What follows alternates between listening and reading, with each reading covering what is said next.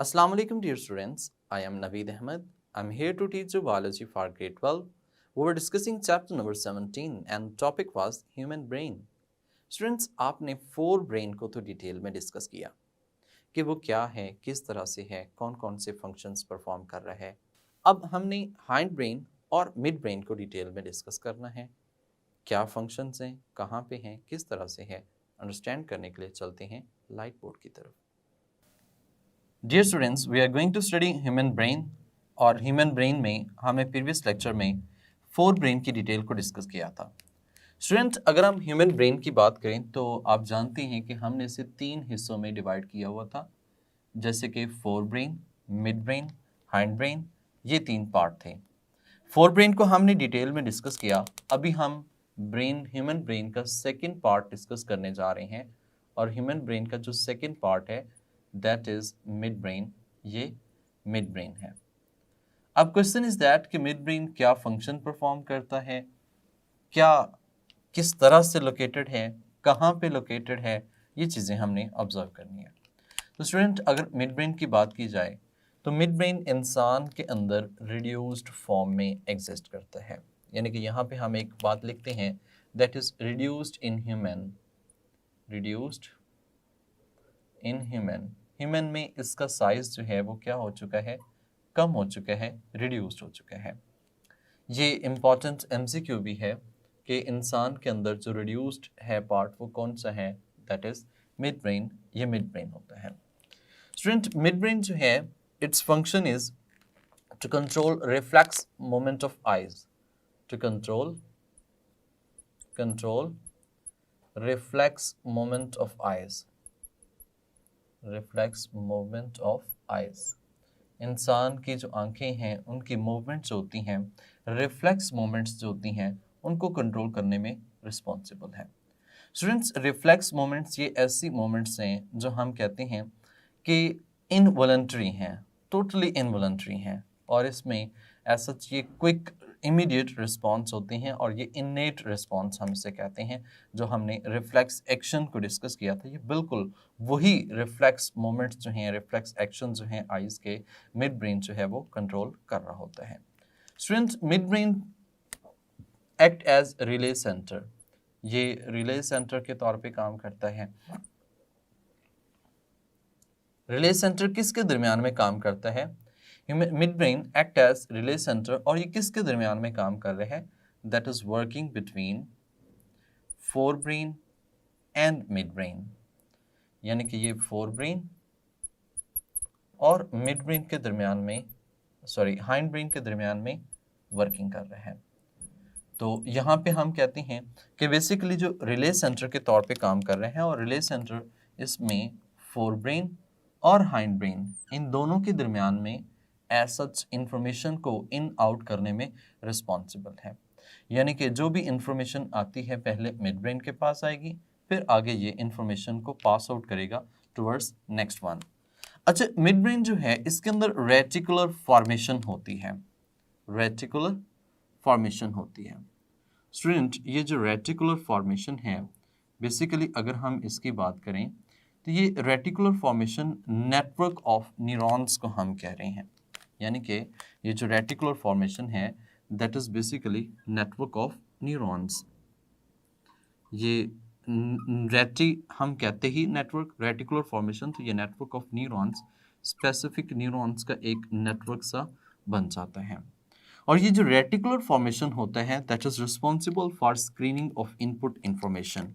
यानी कि इसका जो मेन काम हम कह सकते हैं ये है कि that is responsible for screening of input information. यानी कि जो इनपुट इंफॉर्मेशन है उनको स्क्रीन आउट करना, ये किसका काम है? मिड ब्रेन का काम है। अब ये स्क्रीनिंग कब करेगा? बेसिकली स्क्रीनिंग हम कहते हैं filter out before sending to the higher brain centre. बाकी ब्रेन सेंटर यानी कि जितने भी पार्ट्स हैं उनको इन्फॉर्मेशन सेंड करने से पहले हम कह सकते हैं कि जो इन्फॉर्मेशन इसके पास आती हैं उनको फिल्टर आउट करना, उनको स्क्रीन करना, ये किसका काम होता है? मिड ब्रेन का काम होता है। तो ये रेटिकुलर फॉर्मेशन जो है, ये नेटवर्क ऑफ न्यूरॉन्स जो है, ये काम करने में इन्वॉल्व होती हैं। स्टूडेंट, एक बहुत इंपॉर्टेंट फंक्शन ये भी है कि this also work as auditory relay centre. यानी कि मिड ब्रेन जो है ये ऑडिटरी रिले सेंटर के तौर पे भी काम करने में इन्वॉल्व होता है। ऑडिटरी रिले सेंटर मतलब कि जो ऑडियो आती है यानी कि ईयर्स से इंफॉर्मेशन आती है that is onward pass down to next one, वो नेक्स्ट वन से यानी कि आगे ब्रेन के हिस्सों में जो ट्रांसमिट होती है वो ऑडिटरी रिले सेंटर जो है वो मिड ब्रेन का बेसिकली फंक्शन होता है। स्टूडेंट्स इससे नेक्स्ट पॉइंट जो हमारे पास आते हैं दैट इज़ हाइंड ब्रेन, यानी कि जो ब्रेन का हम कह सकते हैं लास्ट पोर्शन हम काउंट करते हैं दैट इज़ हाइंड ब्रेन, वो हाइंड ब्रेन है।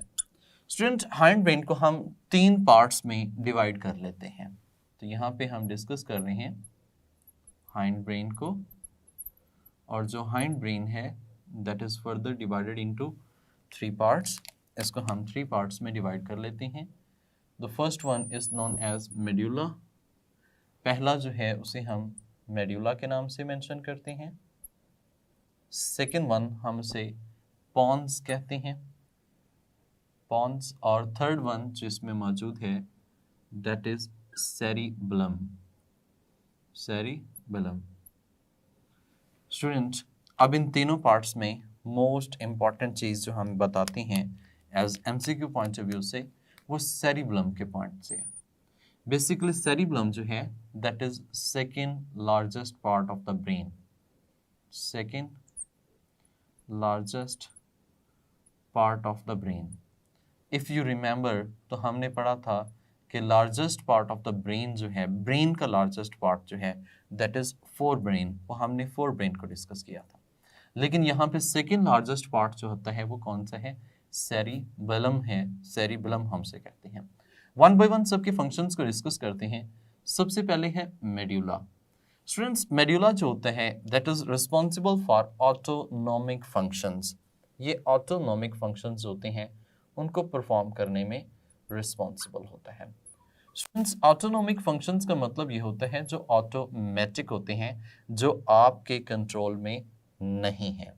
ऐसे फंक्शंस कौन कौन से हैं जो आपके कंट्रोल में नहीं है, या फिर ऐसे फंक्शंस को हम बेसिकली इनवॉलंटरी एक्शंस के नाम से भी मेंशन कर सकते हैं, इनवॉलंटरी एक्शंस।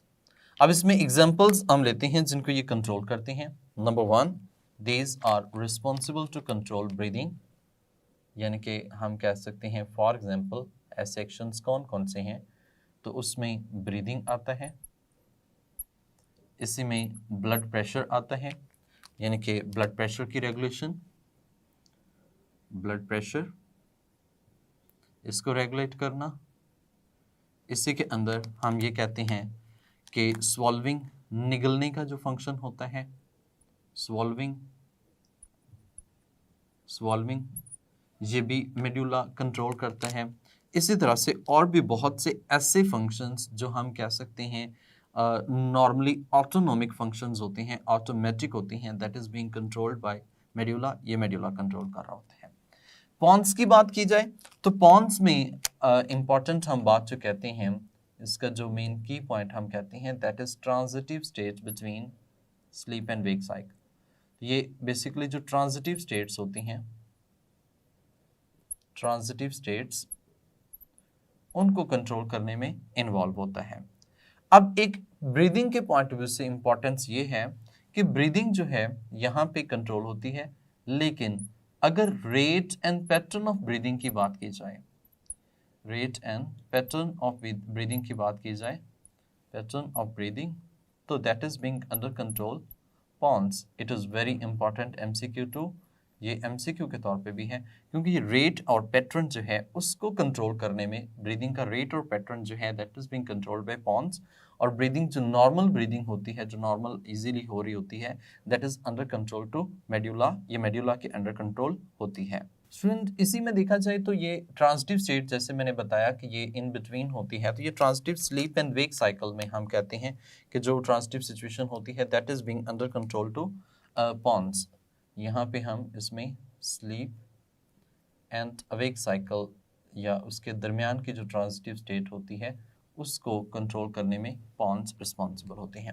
यहाँ पे अगर बात कर ली जाए तो यहाँ पे हार्ट रेट, जिसे हम हार्ट बीट के नाम से मेंशन करते हैं, तो वो जो हार्ट बीट रेट होता है that is also under control medulla, ये भी मेड्यूला के अंडर कंट्रोल होता है।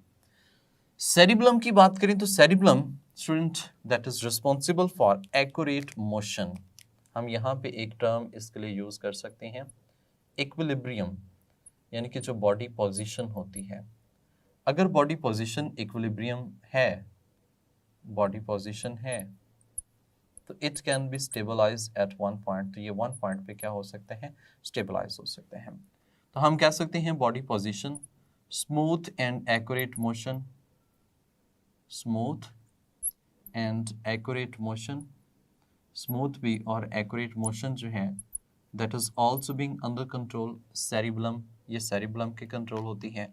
स्टूडेंट इसी में बात की जाए तो हम इक्विलिब्रियम की तो बात कर रहे हैं, बॉडी पोजीशन की बात कर रहे हैं, स्मूथ एंड एक्यूरेट मोशन की बात कर रहे हैं, तो इसके साथ साथ इसके जो फंक्शंस होते हैं these are related to the learning, ये लर्निंग से रिलेट करते हैं, that is related to memory, memory यानी कि सीखना, याद करना, तो memory that is also under control to cerebellum, ये भी सेरिब्लम के अंडर कंट्रोल होती है। तो ये डिफरेंट ऐसे हम कह सकते हैं फंक्शंस हैं जो सेरिब्लम परफॉर्म करवा रहा होता है। स्टूडेंट इसी में देखा जाए ना तो ये हम कहते हैं this is well developed in birds, birds के अंदर ये वेल डेवलप्ड जो है वो पार्ट होता है। यानी कि यहाँ पे एक एमसीक्यू, बहुत इंपॉर्टेंट एमसीक्यू है कि which one part of the brain is well developed in birds, birds में ये वेल डेवलप्ड होता है। अब रीजन क्या है वेल डेवलप्ड होने की बर्ड्स के अंदर, because they show accurate motion, या आप ऐसे कह सकते हैं they are involve in complex activity of flight, ये कम्प्लेक्स एक्टिविटी ऑफ फ्लाइट में जो है वो इन्वॉल्व होती हैं, they are involve in complex activity of flight in the birds. तो बर्ड्स के अंदर कम्प्लेक्स एक्टिविटी ऑफ फ्लाइट जो है that is also under control cerebellum, ये सेरिब्लम के अंडर कंट्रोल होती है। तो it is very important MCQ भी कि वेल डेवलप्ड इन बर्ड्स जो है वो कौन से है, तो दैट इज सेरिब्लम, ये सेरिब्लम का पार्ट जो होता है ये वेल डेवलप्ड होता है। और ओवरऑल अगर देखा जाए तो हमारे पास mid brain as being short question भी डील हो सकता है, and that is also MCQ कि बेसिकली ये रिले सेंटर के तौर पे काम कर रहे हैं। और उसके बाद फिर ये रेटिकुलर फॉर्मेशन जो यहाँ पे एक नेटवर्क सा होता है, ये भी एमसीक्यूज में पूछा जा सकता है और आया भी हुआ है। मेड्यूला की बात करें तो मेड्यूला में ओवरऑल सारे फंक्शंस जितने भी होंगे वो ऑटोनोमिक फंक्शंस होते हैं। ये ऑटोनोमिक फंक्शंस जो हैं ये ऑटोमेटिक होते हैं, इनवॉलंटरी होते हैं, जिसमें हमारी विल की रिक्वायरमेंट नहीं होती। तो ये भी एक शॉर्ट क्वेश्चन भी पूछा जा सकता है कि मेड्यूला क्या फंक्शन परफॉर्म कर रहा है, सेम एज रिस्पॉन्स है। इसमें जो एमसीक्यू के पॉइंट ऑफ व्यू से है वो ये है कि रेट एंड पैटर्न जो है वो किस तरह से है। अब इसमें सेरिब्लम की बात करी जाए तो ये इंपॉर्टेंट एमसीक्यू है ये भी कि which one is largest, second largest part of the brain, ये सेरिब्लम जो है ये second largest part of the brain है। Equilibrium, body position, smooth and accurate motion, learning, memory और well developed in birds that is cerebellum, ये हम cerebellum के मुतालिक बात कर रहे होते हैं। Don't be confuse with pons, ये हम सेरिब्लम की बात कर रहे हैं। अच्छा यहाँ पे मेड्यूला जो है इससे हम कहते हैं कि that is being highly protected, ये हाईली प्रोटेक्टेड भी होता है। मतलब सबसे ज़्यादा जो प्रोटेक्शन होती है वो किसकी है, वो इस मेड्यूला पार्ट की होती है। तो ये हाईली प्रोटेक्टेड भी काउंट होता है मेड्यूला जो हमारे पास मौजूद है। तो यहाँ पे ये हमारा ह्यूमन ब्रेन के तीनों पार्ट्स जो हैं वो कंप्लीट होते हैं। जी स्टूडेंट्स, उम्मीद करता हूँ कि आपने मिड ब्रेन और हाइंड ब्रेन को डिटेल में डिस्कस किया। अब हमने इनके डिफरेंट फंक्शंस को ऑब्जर्व किया। नेक्स्ट हम डिस्कस करेंगे इससे नेक्स्ट पार्ट। तब तक के लिए मुझे इजाज़त दें, अपना ख्याल रखिएगा। अल्लाह हाफिज़।